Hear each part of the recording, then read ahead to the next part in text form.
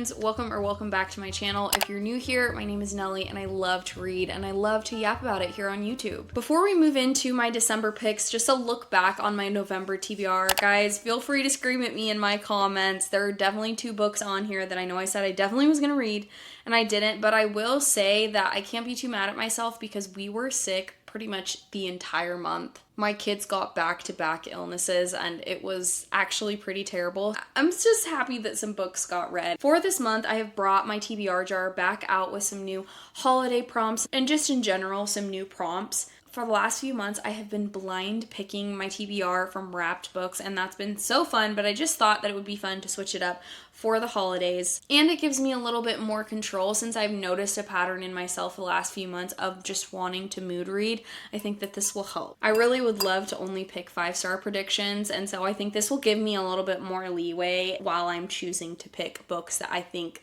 I will rate really highly, really enjoy, and just finish off the year strong. So without further ado, let's just get right into it, guys. Prompt number 1, let's just give it a good mix, is going to be, and I'll show you guys first if I can do this. Oh, I got 2 prompts, so let's go with this one. All right, show it to you guys first. Make sure that's focused. Wow, typo. Pick a book that could be a Hallmark movie. Okay, I got this. This might be my easiest prompt because there is a book that I've been really wanting to get to this Christmas and it could totally be a Hallmark movie, and that is Good Spirits by B.K. Borison. I have read one other book by B.K. Borison that was First Time Caller and I just absolutely loved it. I cannot wait for the next book in that series that is coming out, I believe, in February, but she did surprise me with this release and I've just been so excited to get to it. First of all, can we talk about this cover? It is absolutely stunning. I think she has some of the best covers. Her artist is incredible. From what I've heard about this book, it's kind of like a twist on A Christmas Carol, which is really intriguing to me. He's the ghost of Christmas past. She's not exactly Scrooge. Ghost of Christmas past, Nolan Callahan intends to spend this holiday haunting like every other. Get in, get out, return to his otherwise aimless existence as a ghost awaiting the afterlife. But when he's faced with Harriet York, the sweetest assignment he's ever had, he suddenly finds himself wishing for a future. Harriet York has no idea why she's being haunted. She's a good person, or at least she tries to be. A people pleaser to her core, she always does what's expected of her. But as she and Nolan begin to examine her past, they discover there are threads that bind them together and realize there might be more to moving on than expected. With the deadline of Christmas Eve fast approaching, will they find the key to their futures in each other's pasts, or will they stay firmly in the present, indulging in their unexpected, spirited connection? Okay, I'm so excited about this because there's actually a book that this is reminding me of that I rated 5 stars, and that is The Dead Romantics by Ashley Poston. Kind of a similar trope where one of them is a ghost that is kind of visiting the other person, and I just loved that book. That story was so fun, and so I'm so excited for this one. Oh my gosh, the sprayed edges, I haven't mentioned that yet, but I'm absolutely dead. Literally, this is the easiest book for me to pick. So the first book that I'm going to pick for my December TBR is Good Spirits by B.K. Borison. Just put that right there. Okay, prompt number 2. I don't think I said that I think I'm going to pick 5 prompts. Go for this one and just make sure that it's right side up. Pick a book with a title over 4 words. Let's see what I have here. Okay, we definitely have some options. My first thought is a book that I haven't gotten to yet, which I'm really surprised because I bought this for myself on my birthday and I've heard incredible things about it, and that's In the Veins of the Drowning by Kaylee Cassidy. This is also a 5-star prediction for me because it has been recommended by one of my favorite authors, which is Rachel Gillig. By the way, I do have a bookmark in here just because it matches, but I haven't started reading this book. I've had it for a few years and I'm like, wait, this is the perfect bookmark to put in this because this is a siren fantasy. I've also been really excited to read this because everyone I've seen who has read this has used some of my favorite buzzwords, and that is yearning and tension. My ears always perk up when people use those words when they describe specifically a romantasy. Imogen Nell is in hiding from a cruel kingdom that believes sirens are monstrous, blood-hungry creatures, hiding from a king and his captain who viciously hunt her kind, hiding from her own alluring abilities. By keeping herself from the sea, Imogen's bloodlust is dulled, and her black wings remain concealed beneath her skin. When a neighboring king comes to visit, Imogen can no longer hide. He knows precisely what she is, and he believes she can save their kingdoms from an even greater monster. But Imogen's power threatens to violently reveal itself, and the two form a blood bond that protects them both. They flee together, traversing waters teeming with the undead.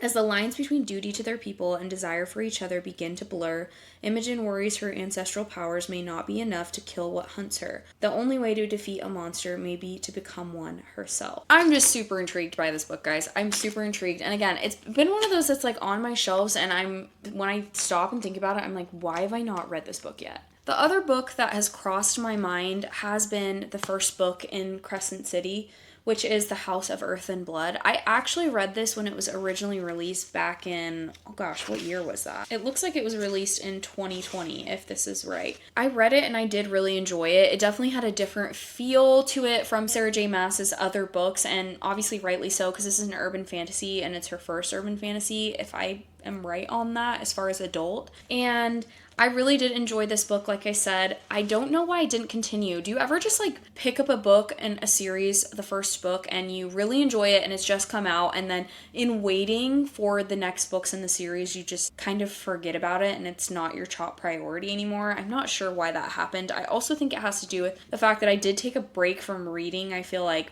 between the years of like 2020 and 2023, I didn't read too much. I don't know that I really need to describe this book to you guys, because I'm sure that you've heard about this book and what it's about, but I do remember that it has to do with like a half-fae female main character, and there's like a concept of fallen angels in this that I thought was really, really interesting. There were also some side characters that I remember loving that were more like creatures, and I just really enjoyed that. However, I do think for this prompt, I'm going to go with In the Veins of the Drowning. I really want to read this before the end of the year. And I feel like when I go into Crescent City, I kind of just like want to run straight through the rest of the series as far as like what's out. And I don't think I'm going to have the time or the bandwidth to do that in December. So for prompt number 2, I'm going to go with In the Veins of the Drowning by Kaylee Cassidy. Okay, prompt number 3 is going to be... Oh, there's one stuck to my thumb. I feel like I should pick. Okay, yeah, I think this is the right way up.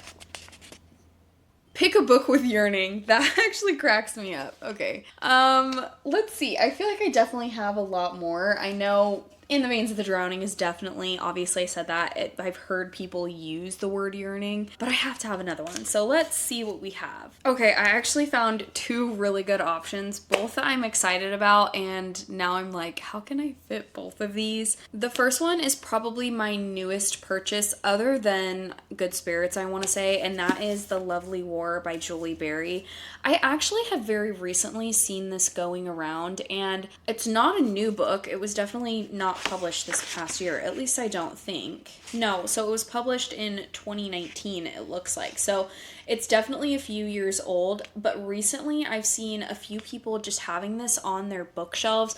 I know I saw Lottie mentioned it in one of her videos. I don't think she's read it yet, but then I did see Brianna K, which is, I've just recently discovered her channel. I know she's been on booktube for a while, but she's recently come across my For You page and I've been binging her videos, and she read this, I want to say a few months ago, and the way that she described it just had me hooked. And I think it will work really well for just a book with yearning. From how she described it, this is basically told in the perspective, I believe, of like Greek gods. Like we have the goddess of love, Aphrodite, and then I believe it's like the god of war, or maybe a few other different gods. And there's basically almost like a trial setting of Aphrodite trying to prove to these other gods that love can transcend everything and how it's the most powerful force of the world. And she does that by telling these 2 different love stories to them. And it's also set in like a historical setting, so it's a historical fantasy, and I generally really enjoy historical type settings. Like it makes me think of Divine Rivals, and I've also heard of people saying if you like Divine Rivals then you would like this. In the perilous days of World Wars I and II, the gods held the fates and the hearts of 4 mortals in their hands: Hazel, James, Aubrey, and Colette.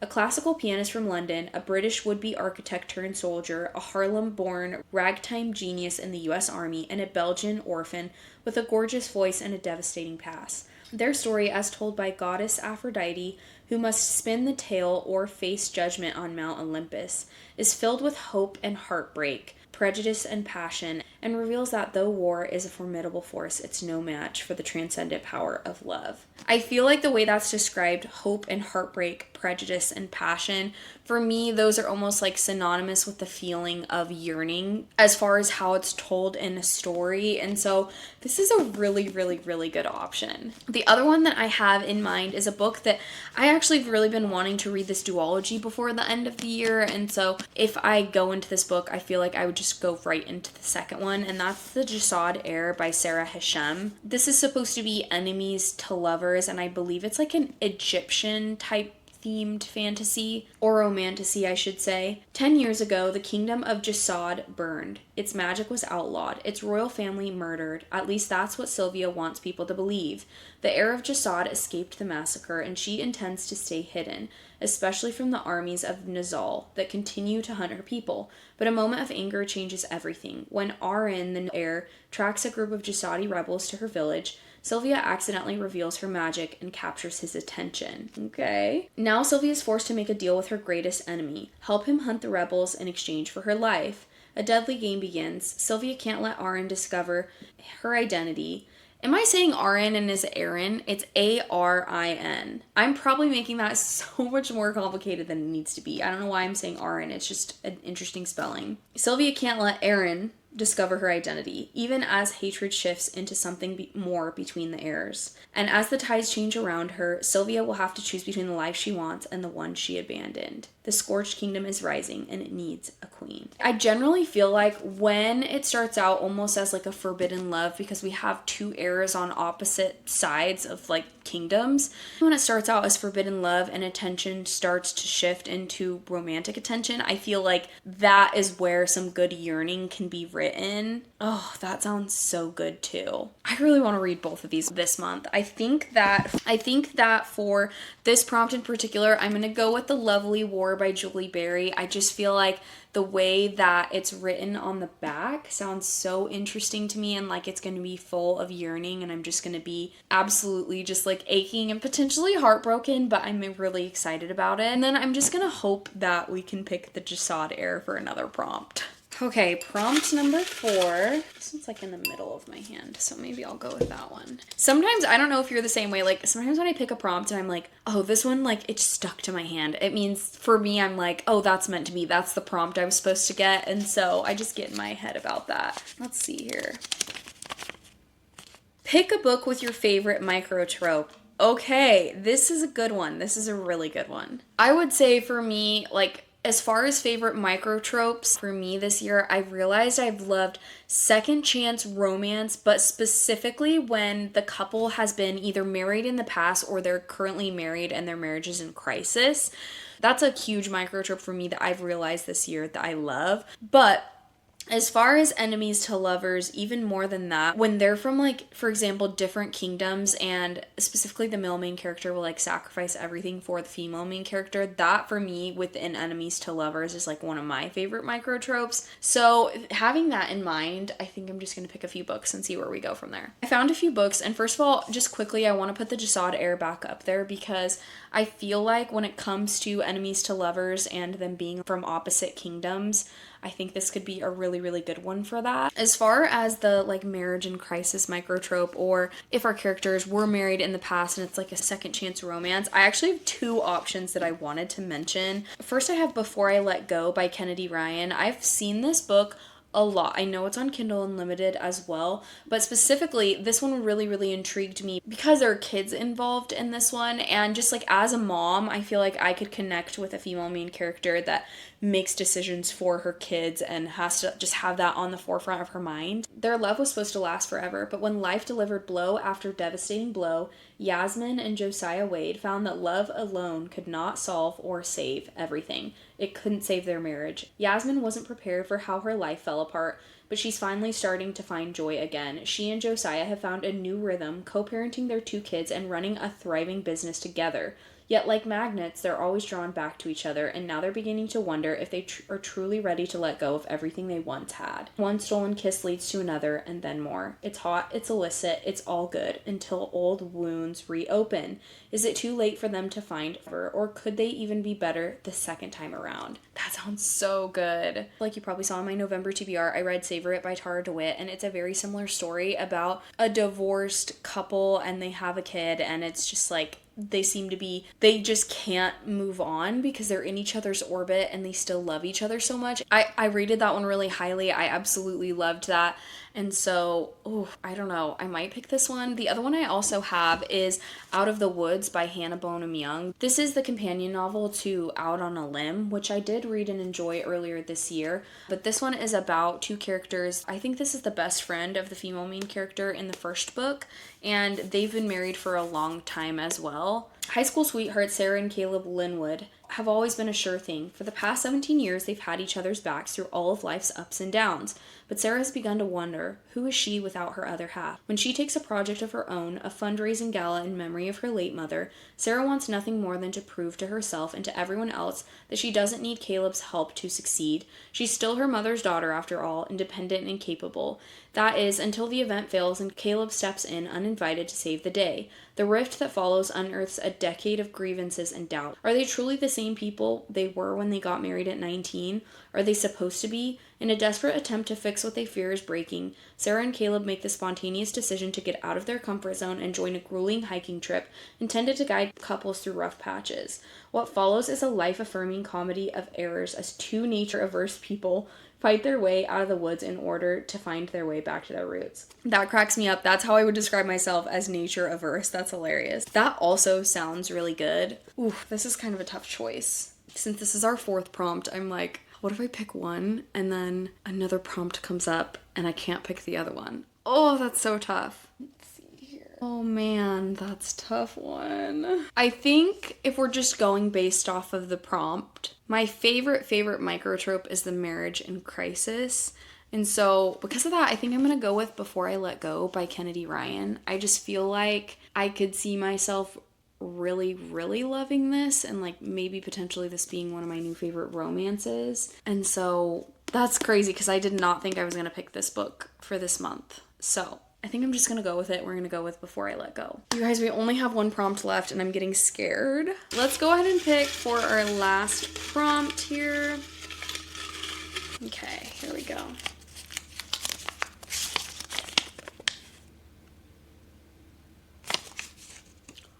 You guys, the TBR jar loves me this month.